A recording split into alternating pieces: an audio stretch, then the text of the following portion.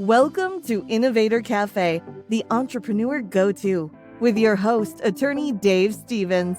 Through each episode, Dave and his guests provide resources and assurances to build a company growth roadmap. You can find this show on all the major platforms, including YouTube, LinkedIn, Facebook, Apple Podcasts, Spotify, and the website stevenslawgroup.com. Now here's the host of Innovator Café, Dave Stevens. Hey everybody, and welcome to Innovator Cafe.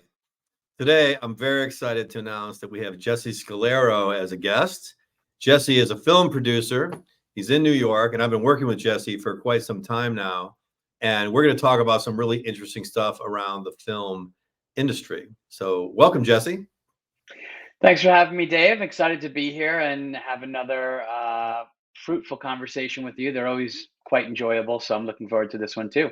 Excellent. Yeah, it's always fun to talk to you too. Yeah. So why don't you tell us a little bit about your background for our listeners?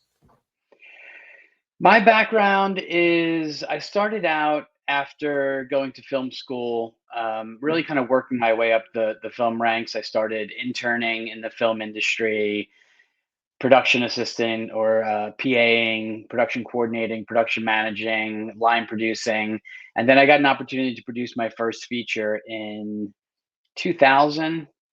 And we finished it in 2002 and premiered at the Sundance Film Festival, where we won a special jury prize, which was super exciting for, your first time feature film. No On kidding. the festival circuit, you win this huge prize. And then I think we became the most awarded film on the festival circuit that year because we won South by Southwest and Tribeca and a slew of other film festivals. So it was a great way to really kind of start my film producing career. And the film was only made for $24,000. So it was a very low budget, Wow. bootstrap production. And really helped me launch my production company at the time. And I went on to produce a slew of feature films, about 4 or 5 more projects that premiered at Sundance. I had films that were in every major international film festival from Cannes, Venice, Toronto, across the board. And around 2012, the industry started to shift, and people were starting to produce what they were calling branded content at the time, which now is still called branded content, but they like to call it brand funded content and other interesting names. But I started producing shorter form content around 2012.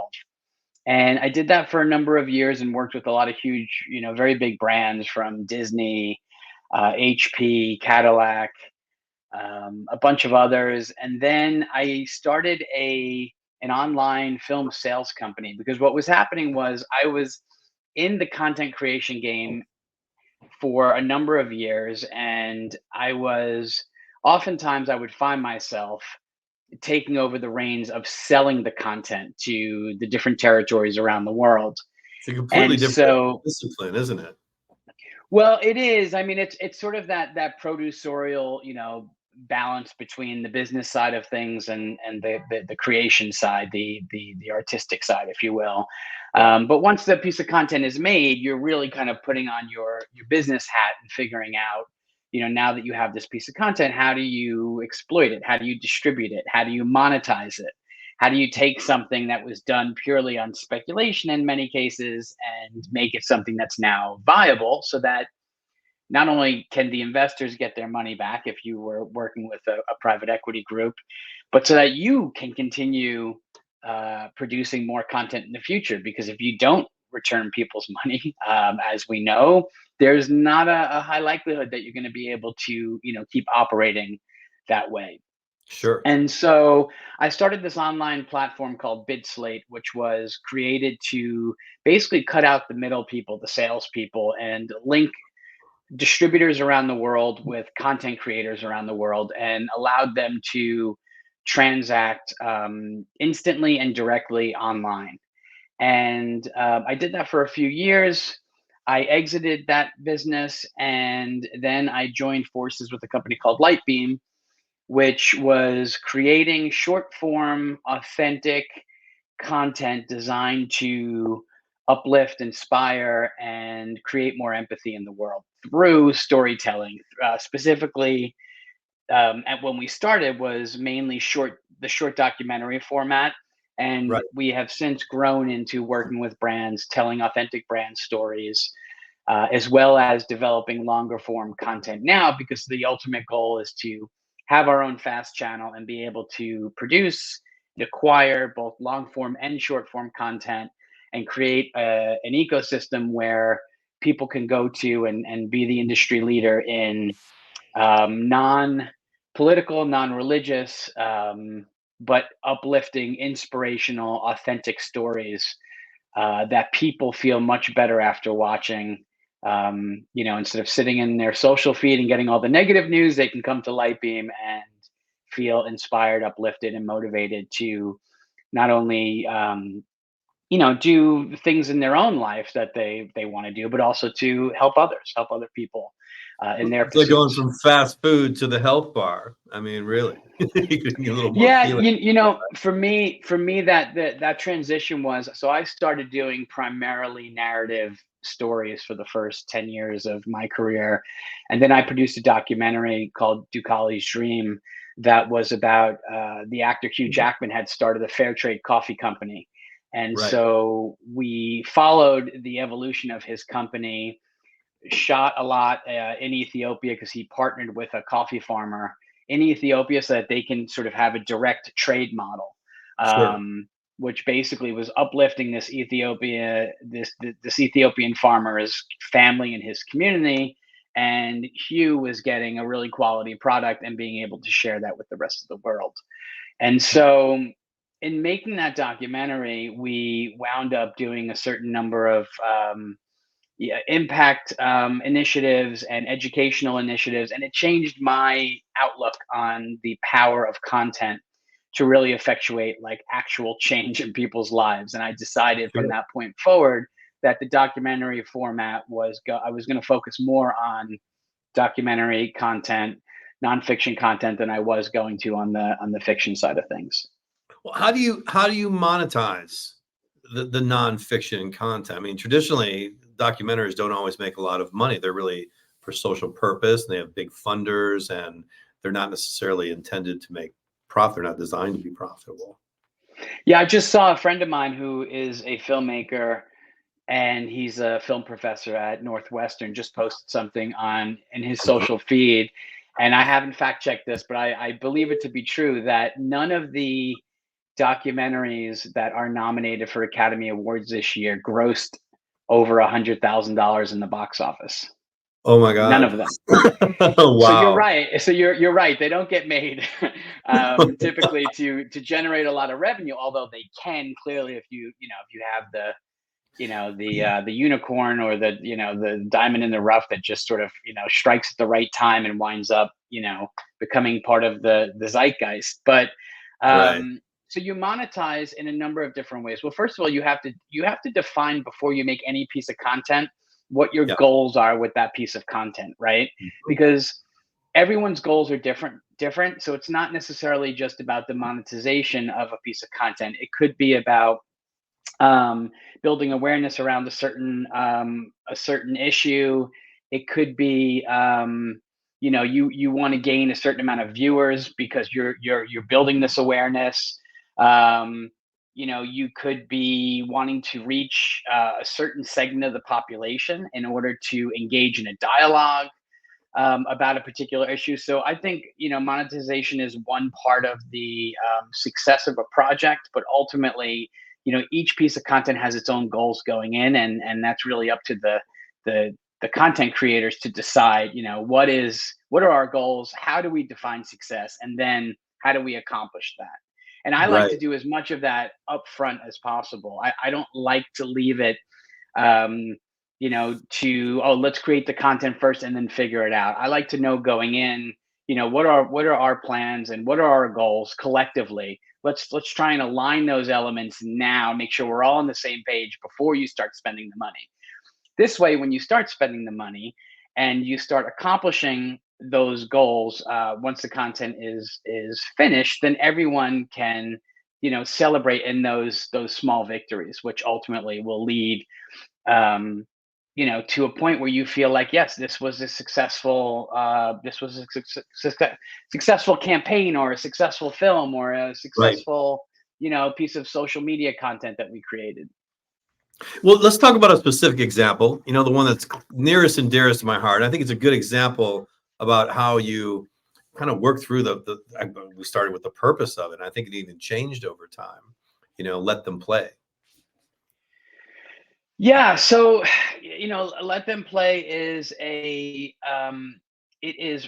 now it's a pilot episode for what Yeah. we're hoping to be a series about countering the toxicity that we see within our culture in youth sports. So regardless of the sport, whether it's basketball, hockey, baseball, football, we've all seen the videos of a parent, getting into a fight at a game, or an umpire getting punched, or Yeah. kids, sometimes kids getting involved, or kids being hysterical because the parents are, acting in a way that's not really in the spirit of the sport. So what Yeah. we're trying to do is tell a series of short films that focus on a child who had a particular challenge or struggle in the sport they were playing, and then either a parent, a coach, a teammate who worked with that child to have them overcome that hurdle, overcome whatever that toxic element was, because ultimately each episode will end on a positive note of the child being in a better place after having met and worked with that person than they were before. And so Right. it's not just about like, oh, we're going to shine a light on the negative stuff. We all know the negative stuff. This is, We're what are tired people of doing? it. Yeah, Yeah. Right. exactly. And what are people doing to counter that in a real authentic way that is relatable for, most parents across America and around the world. And so what we want to do is we want to take that one piece of content and we want to turn it into a series. And what we're doing at this point, we're just finishing the editing on that, the first episode. We're approaching brands. We're going to bring on a brand sponsor to help us with distribution, and other strategic partners. So there are a lot of other organizations in the youth sports, sector or arena or space, and we want to work with those organizations to, um, not only shine a light on our film or our episode, but also to help their organization provide content for their organizations to share with their communities. Because the more people who view this type of content and share these types of stories, will get to a point where there'll be a tipping point and people will think twice about behaving a certain way at a game, because they'll see the impact it's having on children. And ultimately everyone wants the best for their kids, but sometimes we lose sight of that in the, Yeah. in sort of the excitement of the sport. And these episodes are going to be reminders of our humanity and the focus of youth sports, which are the kids, and making sure that they are A, having fun, and B, growing as humans through the experience of, in a positive way, through the experience of playing sport. No kidding. I think, well, how near and dear this is to my heart, the subject itself. I've been through it with my own kids, right? And when we started this project, honestly, I didn't know where we were going to go with it. I just really wanted to get that message out, right? And luckily you showed up and gave it a little more of an adult view in the man's face, whereas, there's so much more you can do than just to tell the story, right? Well, And it's a great example, Dave, of like when you have an idea, right? Because you had an experience that turned into a creative idea, right? And so right. you were like, well, what do I do with this? And you wrote Mhm. a book about your experiences. Okay, so Right. now you have a manuscript, and okay, we know what you do with the manuscript. You try and get the book published, and you sort of go the traditional route with that, but while you're waiting for that to happen, or if that doesn't happen, what else can you do to kind of build out other assets around this central idea? And creating a short film was one of the possibilities for something you can do, at a lower sort of price point, a lower entry point, something that you can control and also make it so that it would attract brands to come on board because it's a shorter format. The longer format you Right. go, in some ways your options are a little bit limited now because the theatrical window is not really there for most movies, and the Mhm. streamers are being a lot more selective in terms of their acquisitions because they want to make sure if they make an acquisition, there's a very large built-in audience already. They don't want to have to do the work to build that audience, and that makes total sense. In fact, it's a vehicle they use too. I mean, it's not like they're going to sell this and count the dollars they get. Netflix and Amazon, if they can add a new sector, even if it's in like Malaysia or Spain, right? If that's what that film brings, they want to bring in those members, right? So it's not selling tickets at the box office or even streaming on TV.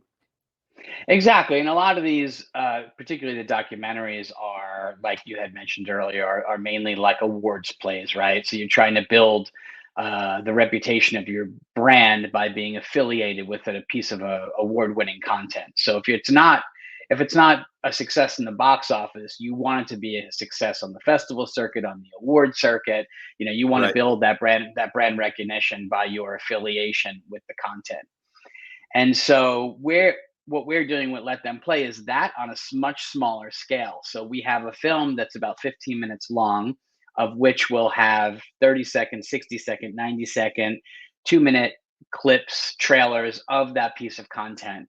And we will be able to push that out across multiple platforms, Yep. and sort of meet people where they're at, right? So if someone is on TikTok, we'll have a piece of content for them. If someone wants to go to a film festival, we'll have it playing in a film festival.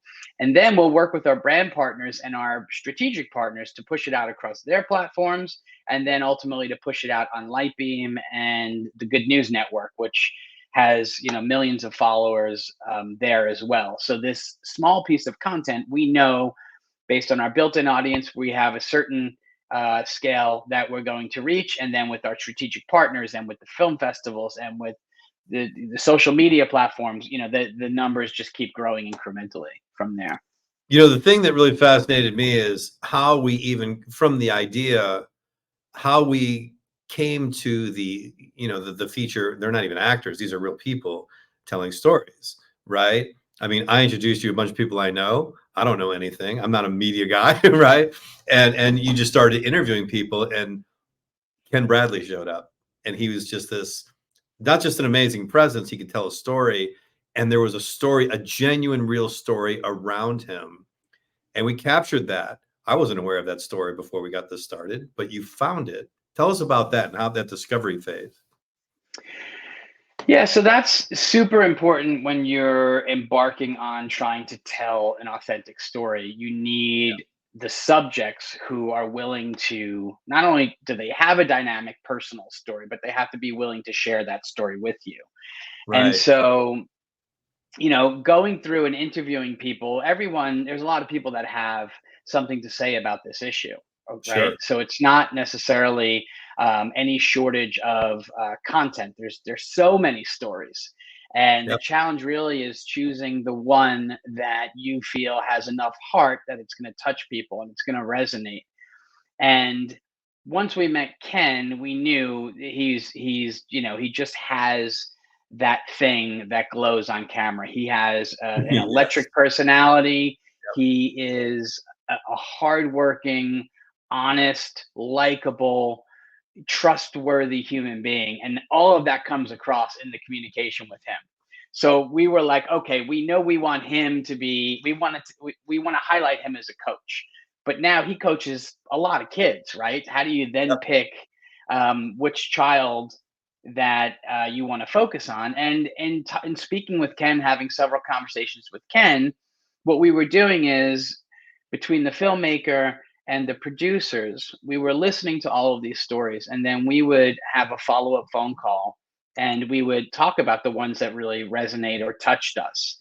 Right. And the way I measure, and if they lined up, we knew we were onto something. But my Sure. measure is that when someone's telling me a story, if it's making me feel emotional, then there's emotion there, right? No Uh, doubt. because someone can tell you a story and it's funny, and that's fine if you're looking to make a comedy, or someone else can tell you a story and it's informational, and that's great if you're gleaning information. But if you want to tell a story that's going to touch people, the story needs to inherently be an emotional one. Yeah, And that's through hard to talking fake. with Yep. yeah, and through Can't make it up. talking with Ken, we were able to identify a story that really was important to him, and was perfect for the first episode of what we wanted to tell. We know we wanted to focus on baseball. We wanted to pick Yep. the American sport. It was a sport that you were focusing on in your book. We also saw the possibility of telling this story across all sports. I mean, kids are playing so many sports now, Yep. and there are challenges, and across the board. So we wanted to tell one that was important to you, and really sort of highlighted people that we felt were going to open up to us and share their stories with an audience. And we Sure. were very happy with the people that we found. It seems like the positive stories are the ones that are easier to get them certainly to open up about. I mean, find a difficult parent that's about to open up, right? It's not something you find often. You'd be surprised how proud they are of their opinions, but it's the positive stories where you turned around and got a positive outcome. That I mean, I shouldn't say they're hard to find, but it's hard to find a really great one that touches you. It's interesting because you've got the ultimate thermometer. If it moves you, it's difficult to deny how emotional it really is, right? Yeah, I mean, look, I think if we wanted to tell the story about the parents fighting in the stands, we could find those people. I'm sure they would be happy to go on camera and tell their story and explain why they behaved a certain way. But Right. again, we've seen those stories in our social feeds, and we don't want to we don't want to repeat what people have already kind of seen or digested. So the goal Yeah. was like, how do we tackle this issue in a way that's going to feel fresh and new. And not And worshiping the problem, right? I mean, something exactly, where you exactly. really and have and a solution. Yeah. yeah, and ultimately it's although Ken was the coach and the vehicle to Adrian, who is the boy who's playing baseball. Ultimately, it's Adrian's story, right? And it's Yep. it's letting the children communicate to the adults, to the viewers. Yep. Watching themselves on camera is cool and fun and all, but it's when the parents watch it where it's like, oh, okay, this is what it's about for my child, or for You for can't for deny the kid. kids. You can't deny. Exactly. Oh my gosh, yeah, it's so true. And you started that. You said that from the very beginning. The children need to speak. This is not an interview with a judge, with a coach. Yeah, and now what our goal is going to be, I mean, once we find a brand partner and figure out the distribution with their audience, we already know what the distribution is going to be on our side between Lightbeam and Good News Network. We'll then develop a festival strategy, because the goal is to play in, the right film festivals so that we can engage an audience, have a Q&A with Ken and Adrian, and have those people who are seeing it in the film festival then share it in their communities. I mean, that's the great thing Yeah. about film festivals, is that it allows a very small kind of a focus group of people who are interested in movies or interested in a particular subject matter. You come Yeah. together in person, you watch the content, you have a dialogue about it, and then they leave having felt that, having a better understanding of it, having been impacted by it, and then they share that with the people in their circle. And Yes. that's why when we do the festival launch of the film, we will make sure the film is available online, so that once people start talking about it, they can go click and watch it right away. We don't want to have any lag time. It's not a feature film. We're not doing a big theatrical release. This really is about exposure, and the more people who see the content, the more successful we'll have considered the distribution campaign. So it's wide open sharing. Yeah, I mean, in the beginning, I think what we'll do is an exclusive window with our brand partner, and then we'll start to roll it out and make it and open it wide, right? Because that's what the brand gets out of it. What the brand gets is Yep. the affiliation with the content, the association of we're a brand who cares about these issues, and they'll share that with their audience, with their consumers, and it allows the consumers to know, and the fans or the subscribers to whichever the brand ultimately winds up being, that their money is going to a good place. Their money is going to a Yep. company that is associating themselves with these types of stories, which again are positive, they're authentic, and shining a light on something in our culture that needs a little correcting, a little tweaking. No kidding. No kidding. Anybody who's had kids in really any sport in America anyway, you see it. You see it. And we could go through a list of, we could talk all day about different sports and different things, right? In fact, I have 2 practices tonight. Who knows what I'm in for for my 2 kids playing baseball. Yeah. Yeah. So that's really fascinating too. So it's better than a commercial too, because even Nike or Champion or these other brands, it's not, they're not really selling shoes, right? I mean, I think you shared that with me too, is that, yeah, they have innovations in shoes. They're comfortable. They have these brands and these labels and stuff, but it's really about an experience, isn't it? Nike, just do it. That's not about shoes, that's about an Yeah. experience. I mean, look, we live in a time where consumers are more empowered than ever. If they want to kill a product, if they want to kill a brand, it could happen immediately. And so the brands know this, and the brands know that. I was just at a brand storytelling out at Sundance, which is a sidebar of the festival for brand funded films. And Right.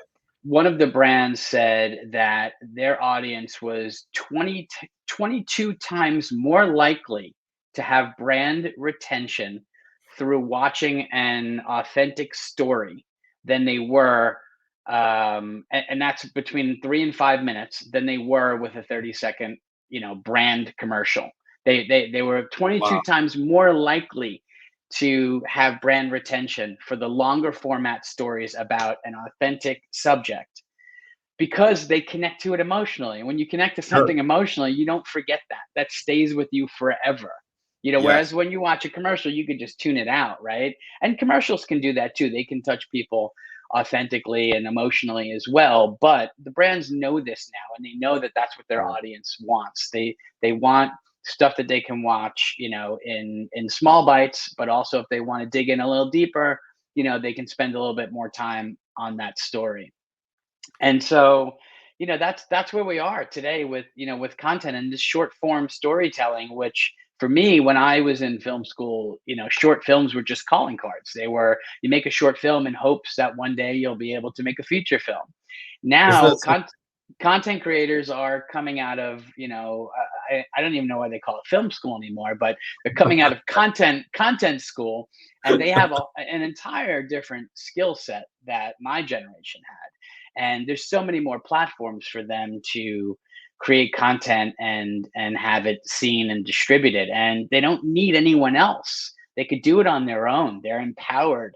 The content creators are empowered, the consumers are empowered. If they don't like a story, if they feel like a brand is doing something, that goes against their values, they let their community know it, and that spreads like instantaneously, Yeah. Bud through the Light. social platforms. So Right. yeah, Yeah, very quickly. there's a number of them. Yeah. Right. So it's a very exciting time to be a producer, to be a content creator, and there are a lot of platforms to a lot of partners out there, and a lot of platforms for to be able to finance the content and distribute the content. The old model is exactly that. It's old. Yep. It still exists, the traditional approach, but it's supported by all these new ways of distributing content. And for me, it's very exciting because I enjoy producing. So whether I'm producing a Yes. 2-minute film or, a 90-minute feature, it's the same process of story development, building a team, creating a distribution plan, making sure the production goes smoothly. Right. But ultimately, at the end, you want people to see the content. So, just to sort of wrap up where we started, is like going into a project and identifying what your goals are will Yep. define the success of that project. And every project is different. Yeah, I mean, so me starting in this, right, started with the book, and then I even had a feature film script that I had written, and when I learned what it took to actually get a movie made, absolutely overwhelming, aside from the strikes in Hollywood and everything, but the army that you need to pull together to get something done. I mean, that's why it takes so much darn money. For something like this, although this is very, well professionally done, it doesn't take as much. And you talk about the content creators, right? What you shared today is really valuable for people who are just getting started in the industry too. How to find that story. Everybody has a story. I mean, really, every single human being who's walked on the planet has a story they can tell. Not all of them should be told widespread, right? They're not always that interesting, but capturing them like you have, it takes time and care. I mean, you have deep experience, which is something, you can't understate. People who are starting out need to learn those skills. Where's a great place to start out? How would you start out fresh out of these schools? How do you break stories? Well, I think you're breaking stories in school, right? And a lot Yeah. of the foundation of storytelling lies in the critical analysis of the way in which you tell the story, and Yeah. a lot of that is really sort of started in film school, where you're working with your peers and people are collaborating and trying to help someone realize their vision, right? Even if Yep. it's a short piece of content, even if it's something for social media, you're still trying to tell a story that needs to have a Yes. beginning, middle, and an end. Right. And I think it's really important for people to try and identify and this will evolve, right? As your career evolves, as your life evolves, Sure. It's your yours. passions will evolve too. But early on, try and identify the stories you want to tell, the format in which you want to tell them, and then go to where that is. If it's on Yep. TikTok, start creating TikTok videos, and through trial and error, you'll figure out what works, what doesn't work, and you'll find your voice. Staying true to your voice and trying to do something that hasn't been done before. That's an easy thing to say. It's a very hard thing to do, No but like, doubt. lean into. I think that people need to lean into their voice and their point of view and the story they want to tell, and really just go for it. Because ultimately, when you're releasing a piece of content on Instagram or TikTok, there's not much to lose, right? It's not like No. putting millions of dollars into a feature film where if it's either going to work or it's not, and if it doesn't work, like, yikes, what do you do then? This short form content, you can go right there, you can create it quickly, you can put it up quickly, you can interact with your audience, you can find out, through trial and error, what's working, what isn't working. And if it's feature films you want to do, or if it's television, or if it's working for Netflix, go to where the industry is, right? If you want to work in finance, like, go to Wall Street. Right. You don't necessarily need to do that now because finance is global, but there is Right. still something to that. I think there's still something to going to, meeting people where they are, meeting the industry where it is. And I think if you show up and you're authentic in who you are and what you want to do and why you want to do it, you're going to meet those like-minded folks, and the windows of opportunity are going to open to you. And through a series of projects and jobs and years, you'll get somewhere close to where you want it to be, if not exactly where you want it to be. Fantastic. Jesse, wise words. Thank you so much. Thanks for joining us here. And I can't wait to publish this, and I can't wait to see Let Them Play. Let us know as soon as it's ready. We can't wait to see We're it. getting close. We're getting close, Dave. Thank you for having me. I really appreciate it. I enjoyed the conversation as always. Great. Take care. All right. You've been tuning into Innovator Café, the entrepreneur go-to, with your host, attorney Dave Stevens. You can find more episodes on all the major platforms, including YouTube, LinkedIn, Facebook, Apple Podcasts, Spotify, and the website stevenslawgroup.com. Thank you for your positive reviews, comments, questions, and for sharing this show with others.